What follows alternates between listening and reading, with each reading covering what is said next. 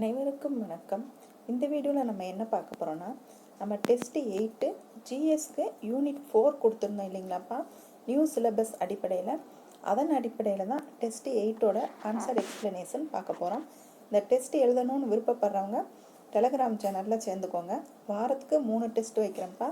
Maths, GS, Tamil 3மே பிரித்து வைக்கிறோம். வாரத்தில் 3 டெஸ்ட்டு நீங்கள் எழுதுகிற மாதிரி இருக்கும். இந்த 50 டேஸ் ஸ்டடி பிளானை ஃபாலோ பண்ணி டெஸ்ட் எழுதுனீங்கன்னா கண்டிப்பாக குரூப் 4 வந்து நீங்கள் இந்த வருஷம் வந்து கிளியர் பண்ணிடலாம்.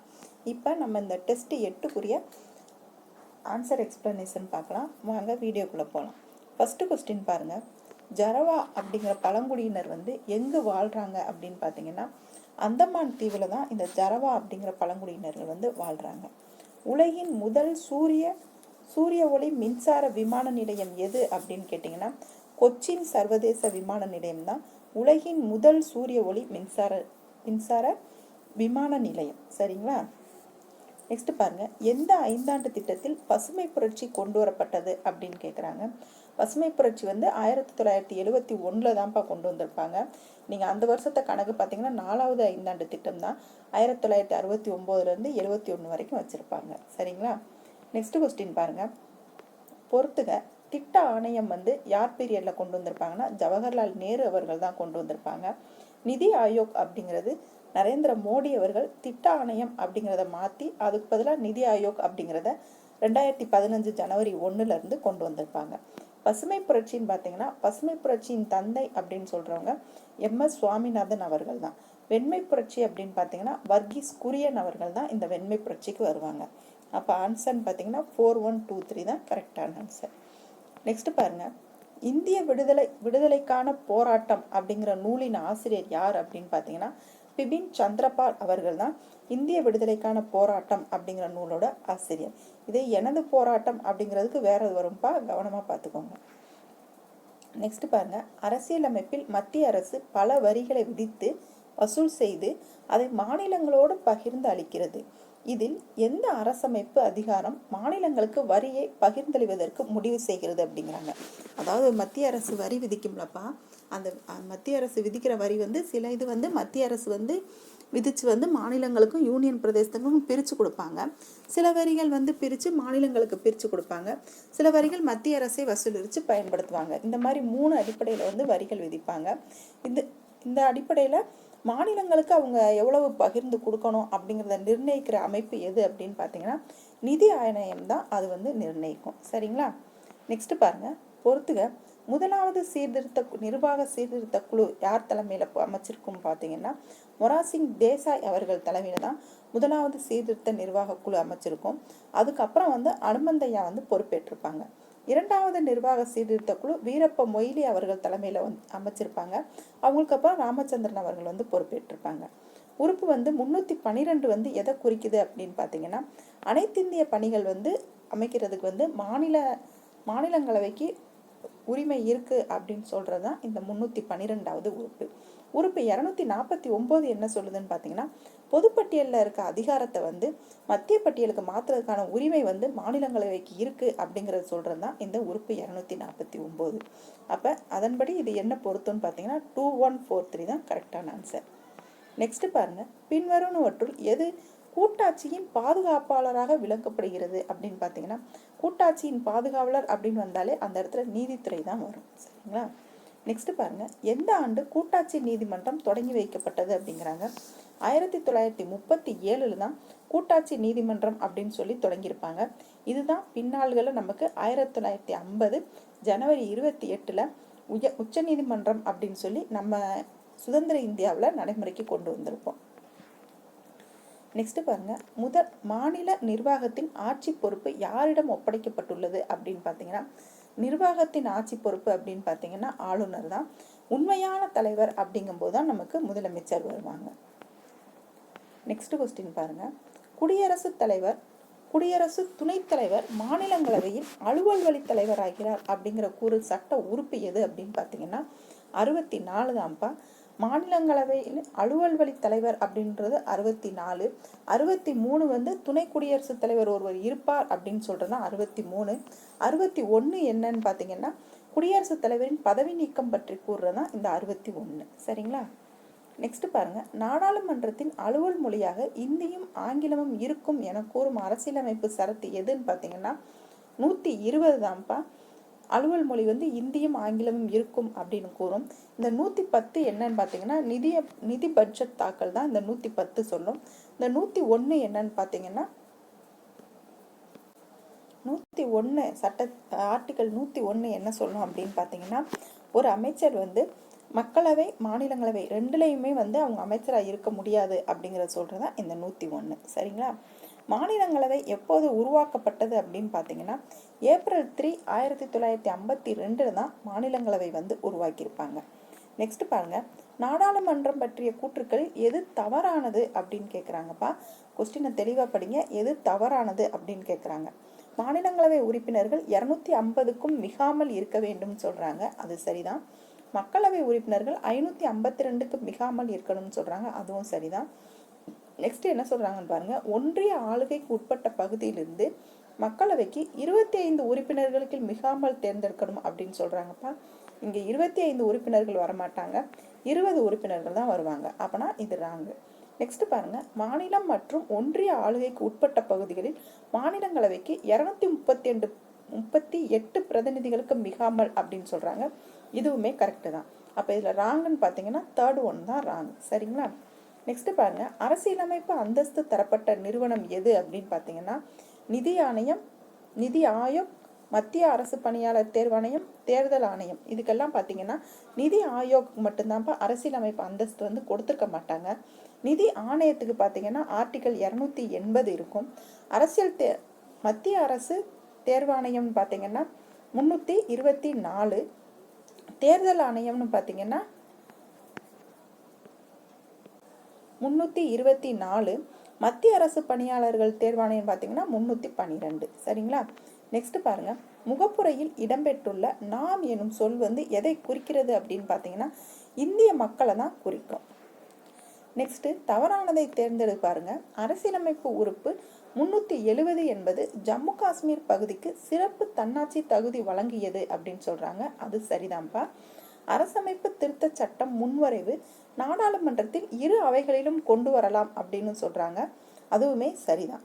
நெக்ஸ்ட் 1967, 68 ஆண்டுகளில் முதன்முறையாக எதிர்கட்சி உறுப்பினர் ஒருவரே பொது கணக்கு குழுவின் தலைவராக மக்களவை தலைவரால் நியமிக்கப்பட்டார் அப்படிங்கிறாங்க, அதுவும் கரெக்ட் தான். நெக்ஸ்ட் பாருங்க, இந்திய அரசு ஆகஸ்ட் 15, 2019 அன்று ஜம்மு காஷ்மீருக்கு வழங்கப்பட்ட சிறப்பு தகுதியை ரத்து செய்ததுன்னு சொல்றாங்க, இது ராங்குப்பா. ஏன்னு பார்த்தீங்கன்னா அவங்க ஆகஸ்ட் 15 இல்லை, ஆகஸ்ட் 5 தான் ரத்து பண்ணியிருப்பாங்க. கவனமாக பார்த்துருங்க, டேட் எல்லாமே கவனமாக படிச்சிருங்கப்பா. நெக்ஸ்ட் கொஸ்டின் பாருங்க, மக்களாட்சி என்ற சொல்லின் பொருள் என்ன அப்படின்னு பார்த்தீங்கன்னா மக்களின் ஆட்சி அப்படிங்கிறது தான் மக்களாட்சி அப்படிங்கிறது கூட பொருள். நெக்ஸ்ட் பாருங்க, தீவிர முன்னேற்றவாத மக்களாட்சியை முன்மொழிந்த முன்னோடி அரசியல் சிந்தனையாளர். அதாவது எங்களுக்கு மக்களாட்சி தான் வேணும் அப்படின்னு சொன்ன ஃபஸ்ட்டு சொன்னவங்க யாரு அப்படிங்கிறதான்ப்பா இவ்வளோ விரிச்சு கேட்டிருக்காங்க. அப்படி சொன்னவங்க யாருன்னு பார்த்தீங்கன்னா எம்என் ராய் அவர்கள் தான் அந்த மாதிரி சொல்லியிருப்பாங்க. நெக்ஸ்ட் பாருங்க, நாடாளுமன்ற முறை அரசாங்கம் என்பது அப்படிங்கிறாங்க. அதாவது நாடாளுமன்ற முறை அரசாங்கம்னா என்னன்னு பார்த்தீங்கன்னா அமைச்சரவை அரசாங்கம், பொறுப்பான அரசாங்கம், வெஸ்ட்மினிஸ்டர் அரசாங்கம் அப்படிங்கிறாங்க. இது மூணுமே கரெக்டு தான். ஏன்னா இந்திய நாடாளுமன்றம் வந்து வெஸ்ட்மினிஸ்டர் அரசாங்கம் அப்படின்னு சொல்லி தான் அழைப்பாங்க. அப்போ இது மூணும் கரெக்டான ஆன்சர் தான். நெக்ஸ்ட் பாருங்க, இந்திய கூட்டாட்சி முறை எந்த நாட்டின் மாதிரியிலிருந்து எடுக்கப்பட்டது அப்படின்னு பார்த்தீங்கன்னா கனடாவிலிருந்து தான்ப்பா நம்ம இந்திய கூட்டாட்சி முறையை எடுத்திருப்போம். அமெரிக்காவிலிருந்து அடிப்படை உரிமைகளை எடுத்திருப்போம். சரிங்களா?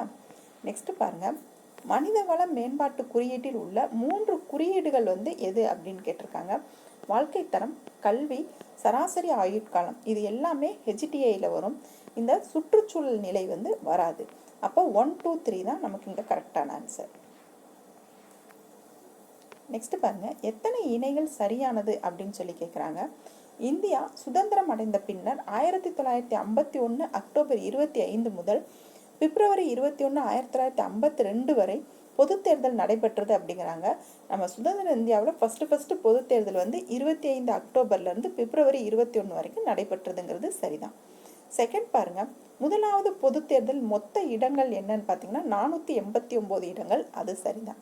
நெக்ஸ்ட்டு 364 இடங்களில் காங்கிரஸ் கட்சி வெற்றி பெற்றது அப்படிங்கிறாங்க. அதுவுமே சரிதான்ப்பா. 55 கட்சிகள் தேர்தலில் போட்டியிட்டன அப்படிங்கிறாங்க. அது ராங்ப்பா. 55 கட்சிகள் வந்து போட்டிட்டு இருக்காது, 54 கட்சிகள் தான் போட்டிட்டு இருக்கும். நெக்ஸ்ட் பாருங்க, 26 மாநிலங்கள் மற்றும் 41 தொகுதிகளில் வந்து தேர்தல் நடைபெற்றது அப்படிங்கிறாங்க. அது சரிதான்ப்பா. அப்போ நமக்கு 26 மாநிலங்கள் தான் இருந்துச்சு. சரிங்களா? அப்போ இது நமக்கு சரின்னு பார்த்தீங்கன்னா 3 இணைகள் தான் சரி. நெக்ஸ்ட், வாக்குரிமை என்ற சொல் எதிலிருந்து தோன்றியது அப்படின்னு பார்த்தீங்கன்னா ஆங்கிலோ பிரெஞ்சு அந்த மொழியிலிருந்து தான் வாக்குரிமை அப்படிங்கிற சொல் வந்து தோன்றுச்சு. முதலாவது வரையறை ஆணைய சட்டம் நிறைவேற்றப்பட்ட ஆண்டு எப்போ அப்படின்னு பார்த்தீங்கன்னா 1952 தான். இது தொகுதி வரையறைப்பா. 1952 தான் முதலாவது வரையறை ஆணைய சட்டம் வந்து நிறைவேற்றிருப்பாங்க. நெக்ஸ்ட் பாருங்க, இந்திரஜித் குப்தா 1998 எதன் தொடர்புடையதாகும் அப்படிங்கிறாங்க. தேர்தல் சீர்திருத்தங்கள் சம்பந்தமாக தான் இந்த இந்திரஜித் குப்தா அவங்கள தலைவராக கொண்ட குழுவை வந்து 1998 வந்து அமைச்சிருப்பாங்க. நெக்ஸ்ட் பாருங்க, நகர்பாலிகா சட்டம் கொண்டு வரப்பட்ட ஆண்டு எப்பன்னு பார்த்தீங்கன்னா 1992. 73வது 74வது சட்ட திருத்தம் கொண்டு வந்திருப்பாங்கல்ல, அதன் அடிப்படையில் தான் நகர்பாலிகா அப்படிங்கிற ஒரு அமைப்பை வந்து கொண்டு வந்திருப்பாங்க. நெக்ஸ்ட் பாருங்க, மாவட்ட திட்டக்குழு டேஸால் உருவாக்கப்பட்டது அப்படிங்கிறாங்க. 73வது அரசியலமைப்பு சட்டத்தின்படி 1992 கொண்டு வந்திருப்பாங்கல்ல, அதன்படி தான் மாவட்ட திட்டக்குழு வந்து அமைச்சிருப்பாங்க. நெக்ஸ்ட் கொஸ்டின் பாருங்க, பிராமணர் அல்லாதோர் ஆங்கில காலத்தில் அரசு பதவிகளில் பணியமர்த்தப்பட்டனர் அப்படிங்கிறாங்க. 1921ஆம் ஆண்டு வகுப்புவாத பிரதிநிதி சட்டம் இயற்றப்பட்டது அப்படிங்கிறாங்க. ரெண்டுமே வந்து சரிதான்ப்பா, சரியான விளக்கம். ஏன்னா முன்னாடி வந்து பிராமணர் அல்லாதவங்களை வந்து ஆங்கிலேயர்கள் வந்து பணியில் அமர்த்த மாட்டாங்க. 1921 நீதி கட்சி வந்து தேர்தலில் போட்டி போட்டு ஜெயிச்சதுக்கப்புறம் வகுப்புவாத பிரதிநிதி சட்டத்தை வந்து இயற்றுவாங்க. அதன் அடிப்படையில் வந்து பிராமணர் அல்லாதோர் வந்து ஆங்கில ஆட்சிகளில் வந்து அரசு வேலையில் வந்து அமர்த்தப்படுவாங்க. நெக்ஸ்ட் பாருங்க, எந்த குழுக்கள் ஆணையங்கள் நடுவண் மாநில உறவுகள் பற்றி பரிந்துரை செய்தன? அதாவது மத்திய மாநில உறவுகள் பற்றி பரிந்துரை செய்த குழு எது அப்படின்னு கேட்குறாங்கப்பா. ஃபர்ஸ்ட் பாருங்க, சர்க்காரியா குழு, ராஜமன்னார் குழு, வெங்கடாச்சலையா குழு அப்படிங்கிறாங்க. இதில் 1 and 2 தான்ப்பா கரெக்டு. ஏன்னா இந்த வெங்கடாச்சலையா குழு வந்து அரசியலமைப்பு சார்ந்து வந்து அதை ஆராயறதுக்கு அமைச்சிருப்பாங்க, மத்திய மாநில உறவுகளுக்கு வந்து அமைச்சிருக்க மாட்டாங்க. அப்போ 1 and 2 தான் கரெக்டு. ராஜமன்னார் குழு வந்து தமிழ்நாடு அரசு 1969 மத்திய மாநில அரசுகள் ஆராய்ஞ்சதுக்கு வந்து அமைச்சிருப்பாங்க. இந்த சர்க்காரியா குழு 1983 மத்திய கவர்மெண்ட் வந்து அமைச்சிருப்பாங்க. இந்திரா காந்தி அம்மா வந்து அந்நேரம் பிரதமராக இருந்திருப்பாங்க. இந்த ராஜமன்னார் குழு அமைக்கும் போது கருணாநிதி அவர்கள் வந்து முதலமைச்சராக இருந்திருப்பாங்க. இப்போ நமக்கு 2025 ஸ்டாலின் அவர்கள் வந்து மத்திய மாநில உறவுகள் வந்து ஆராயறதுக்கு வந்து குழுவை வந்து அமைச்சிருக்காங்க. அதோட அந்த குழுவுக்கு தலைவராக யார் போட்டிருக்காங்கன்னு பார்த்தீங்கன்னா குரியன் அவர்கள் தான் அதோட தலைவராக இருக்காங்க. சரிங்களா? நெக்ஸ்ட் பாருங்க, சட்டப்பிரிவு 32 குறிப்பிட்டுள்ள நீதி பேராணையின் எண்ணிக்கை என்ன அப்படின்னு பார்த்தீங்கன்னா 5 அப்படிங்கிறதா நம்ம கரெக்டான ஆன்சர். ஏன்னா உயர் நீதிமன்றம் உச்ச நீதிமன்றம் ரெண்டுக்குமே வந்து 5 விதமான நீதி பேராணைகள் இருக்கு. அதைத்தான் இங்கே கேட்டிருக்காங்க. அது ஆட்கொணர்வு நீதி பேராண்மை, தகுதி வினவும் நீதி பேராணை, அதெல்லாம் வரும் இல்லைங்களா? அந்த நீங்கள் 5ஐயுமே தெளிவாக படிச்சுக்கோங்க. நெக்ஸ்ட் பாருங்க, பொறுத்துக, சட்டப்பிரிவு 53 என்ன சொல்லுது அப்படின்னு பார்த்தீங்கன்னா குடியரசுத் தலைவரின் நிர்வாக அதிகாரங்கள் பற்றி கூறுறது தான் வந்து சட்டப்பிரிவு 53. சட்டப்பிரிவு 63 பார்த்தீங்கன்னா துணை குடியரசுத் தலைவரின் அலுவலகம் பற்றி கூறுறது தான் சட்டப்பிரிவு 63. சட்டப்பிரிவு 76 வந்து இந்திய அரசின் தலைமை வழக்கறிஞர் அலுவலகம் பற்றி கூறுறது தான் சட்டப்பிரிவு 76. அப்போ இந்த பொறுத்துகையில் 1, 2, 3 அப்படிங்கிறது தான் நமக்கு கரெக்டான ஆன்சர். நெக்ஸ்ட் கொஸ்டின் பாருங்க, பெண்களுக்கான மூதாந்தையர் சொத்துரிமை சட்டத்தை 1989 நடைமுறைப்படுத்திய இந்திய மாநிலம் எது அப்படின்னு கேட்டிங்கன்னா தமிழ்நாடு தான்ப்பா. பெண்களுக்கான மூதாந்தையர் சொத்துரிமை இருக்கு அப்படின்னு சொல்லி நடைமுறைப்படுத்தியிருப்பாங்க. ஃபர்ஸ்ட் ஆங்கில அரசு நடைமுறைப்படுத்தின இந்துக்கள் சட்டத்தின்படி பெண்களுக்கு வந்து அந்த சொத்துல வந்து உரிமை இருக்காது அப்படிங்கிற மாதிரி இருந்திருக்கும். அதுக்கப்புறம் இவங்க 1989 சட்ட திருத்தம் கொண்டு வந்து அதில் மூதாந்தையர் சொத்துல வந்து பெண்களுக்கு உரிமை இருக்கு அப்படிங்கிற மாதிரி கொண்டு வந்திருப்பாங்க தமிழ்நாடு. நெக்ஸ்ட் கொஸ்டின் பாருங்க, கூற்று 1 பிரிவு 24 14 வயதுக்குட்பட்ட எந்த குழந்தையும் ஆபத்தான வேலைகளில் ஈடுபடுத்தக்கூடாது அப்படின்னு சொல்லியிருக்காங்க. இந்த கூற்று வந்து கரெக்டு தான்ப்பா. கூற்று 2 பாருங்க, 14 வயது நிறைவடையும் வரை இலவச மற்றும் கட்டாய கல்வி அனைத்து குழந்தைகளுக்கும் அளிக்கப்பட வேண்டும் அப்படின்னு சொல்றாங்க. அதுவுமே கரெக்டு தான்ப்பா. ஆனா இது ரெண்டுமே வந்து உங்களுக்கு ஒன்றுக்கொன்று விளக்கலை. அப்போ இதில் பார்த்தீங்கன்னா கூற்று 1 and 2 மட்டும் சரி அப்படிங்கிறதா நமக்கு ஆன்சராக வரும். நெக்ஸ்ட் பாருங்க, குழந்தைக்கான உதவி மையம் என்னன்னு பார்த்தீங்கன்னா 1098 தான் குழந்தைகளுக்கான உதவி மையம். இந்த உதவி மையம் வந்து 24 மணி நேரமும் செயல்படும் அப்படிங்கிற மாதிரி நம்ம தமிழ்நாடு கவர்மெண்ட் வந்து அமைச்சிருக்காங்க. இதில் 180 அப்படின்னு பார்த்தீங்கன்னா நமக்கு வந்து விபத்துக்கள், சாலையோர விபத்துக்கள் நடக்குது இல்லைங்களா, அதுக்கு வந்து நம்ம கால் பண்ணுறது தான் 180. இந்த 181 என்னன்னு பார்த்தீங்கன்னா இரவு நேர பணிகளில் பெண்கள் இருக்காங்கல்ல, அவங்களோட பாதுகாப்புக்காக தான் இந்த 181. இந்த 14147 அப்படிங்கிறது என்னன்னு பார்த்தீங்கன்னா பள்ளி குழந்தைகள் சம்பந்தமாக தான்ப்பா இந்த நம்பர் இருக்கும். நெக்ஸ்ட் பாருங்க, 12 வயதுக்கு உட்பட்ட பெண் குழந்தைகள் பாலியல் வன்கொடுமை செய்யப்படும் போது வன்கொடுமை செய்தவருக்கு மரண தண்டனை வழங்குவதோடு கடுமையான தண்டனைகள் விதிக்க வகை செய்யும் சட்டம் வந்து எப்போது கொண்டு வரப்பட்டது அப்படின்னு பார்த்தீங்கன்னா ஏப்ரல் 2018 தான் கொண்டு வரப்பட்டது. இந்த கொஸ்டின் எதுக்கு வச்சிருக்கோம் அப்படின்னா, இந்த வீடியோ பார்க்குற பெண் குழந்தைகள் எல்லாருமே 12 வயதுக்கு உட்பட்ட குழந்தைகளுக்கு வந்து பாலியல் வன்கொடுமை செஞ்சாங்க அப்படின்னா அவங்களுக்கு மரண தண்டனை கொடுக்குற அளவுக்கு நம்ம சட்டம் வந்து இருக்கு அப்படிங்கிற விழிப்புணர்வோட பிள்ளைங்க வந்து பயப்படாம அந்த இடத்துல பாலியல் வன்கொடுமை ஏதாவது நடந்துச்சு அப்படின்னா அவங்க பேரண்ட்ஸ்டையோ இல்லை போலீஸ் ஸ்டேஷன்லேயோ போய் தைரியமாக கம்ப்ளைண்ட் பண்ணணும். அது வந்து நம்ம ஏப்ரல் 2018 வந்து நமக்கு சட்டம் இயற்றிட்டாங்க. சரிங்களா? நெக்ஸ்ட் பாருங்க, தேசிய மனித உரிமை ஆணையத்தின் பணிகளில் அல்லாதது எது அப்படின்னு கேட்குறாங்க. சமூகத்தின் பல்வேறு பிரிவினருடைய மனித உரிமை கல்வியை வந்து பரப்புதல். நெக்ஸ்ட், மனித உரிமை துறையின் பணியாற்றும் அரசு சாரா அமைப்புகள் மற்றும் நிறுவனங்கள் ஆகியவற்றின் முயற்சிகளை வந்து ஊக்குவிப்பது. நெக்ஸ்ட் பாருங்க, மனித உரிமைகள் குறித்த ஆராய்ச்சிகளை மேற்கொள்ளுதல் மற்றும் ஊக்குவித்தல். நெக்ஸ்ட், மனித உரிமை மீறல் குறித்த அரசு ஊழியர்கள் அலட்சியம் காட்டுதல் ஆகியவனை மீது விசாரணை நடத்தாதது அப்படிங்கிறாங்க. விசாரணை வந்து இந்த தேசிய மனித உரிமை ஆணையம் வந்து நடத்தும்பா. அப்போ 4th ஒன் தான் நமக்கு வந்து ராங்கு. நெக்ஸ்ட் பாருங்க, மாநில மனித உரிமை ஆணையம் பற்றி தவறானவற்றை தேர்ந்தெடு அப்படிங்கிறாங்க. இது பிரிவு 21 உரிமைகள் பாதுகாப்பு சட்டம் 1993 படி அமைக்கப்பட்டது அப்படிங்கிறாங்க. அது சரிதான்ப்பா. இவ்வாணையம் ஒரு தலைவரும் 4 உறுப்பினர்களும் உள்ளன அப்படிங்கிறாங்க. அது ராங்ப்பா. ஏன்னா 2 உறுப்பினர்கள் தான் இதுல இருப்பாங்க. இவ்வாணையம் உரிமையியல் நீதிமன்றத்திற்கு இணையான அதிகாரம் உண்டுன்னு சொல்றாங்க. அது கரெக்டு தான். பாதிக்கப்பட்டவருக்கு இழப்பீடுகளை வழங்க பரிந்துரை செய்யலாம் அப்படிங்கிறாங்க. இதுவுமே சரிதான். நமக்கு மாநில மனித உரிமை ஆணையம், தேசிய மனித உரிமை ஆணையம் 2 இருக்கும்பா. தேசிய மனித உரிமை ஆணையம் வந்து அக்டோபர் 12 1993 வந்து ஆரம்பிச்சிருப்பாங்க. அதையும் பார்த்துக்கோங்க. நெக்ஸ்ட் பாருங்க, மாநில சட்டமன்ற கூட்டத்தை கூட்டவும் ஒத்திவைக்கவும் அதிகாரம் பெற்றவர் யார் அப்படின்னு பார்த்தீங்கன்னா ஆளுநர் அவர்கள் தான் அதிகாரம் பெற்றிருப்பாங்க. நெக்ஸ்ட் பாருங்க, உயர்நீதிமன்ற நீதிபதியை நியமிப்பதில் பங்கு பெறாதவர் யார் அப்படின்னு பார்த்தீங்கன்னா முதலமைச்சர் அவர்கள் தான் வரமாட்டாங்க. ஆளுநர், உயர்நீதிமன்ற தலைமை நீதிபதி, குடியரசுத் தலைவர் இவங்கெல்லாம் கலந்தோசித்து தான் வந்து உயர்நீதிமன்ற நீதிபதியை வந்து நியமிப்பாங்க. இதுல முதலமைச்சர் அவர்கள் வரமாட்டாங்க. நெக்ஸ்ட் பாருங்க, மாநில சட்டமன்ற உறுப்பினர்கள் கீழ்கண்டவற்றுள் யாரை தேர்ந்தெடுப்பதில் பங்கு பெறுகின்றனர் அப்படிங்கிறாங்க. மாநில சட்டமன்ற உறுப்பினர்கள் எம்எல்ஏப்பா. அவங்க வந்து யாரை வந்து தேர்ந்தெடுப்பாங்கன்னு கேட்குறாங்க. குடியரசுத் தலைவர், துணை குடியரசுத் தலைவர், ராஜ்யசபை உறுப்பினர்கள், சட்டமன்ற மேலவை உறுப்பினர்கள் அப்படின்னு சொல்றாங்க. இதுல வந்து துணை குடியரசுத் தலைவரை வந்து இவங்க தேர்ந்தெடுக்க மாட்டாங்க. குடியரசுத் தலைவர், ராஜ்யசபை உறுப்பினர்கள், சட்டமன்ற மேலவை உறுப்பினர்கள் மட்டும்தான் வருவாங்க. அப்ப இங்க 134 தான் கரெக்டான ஆன்சர்.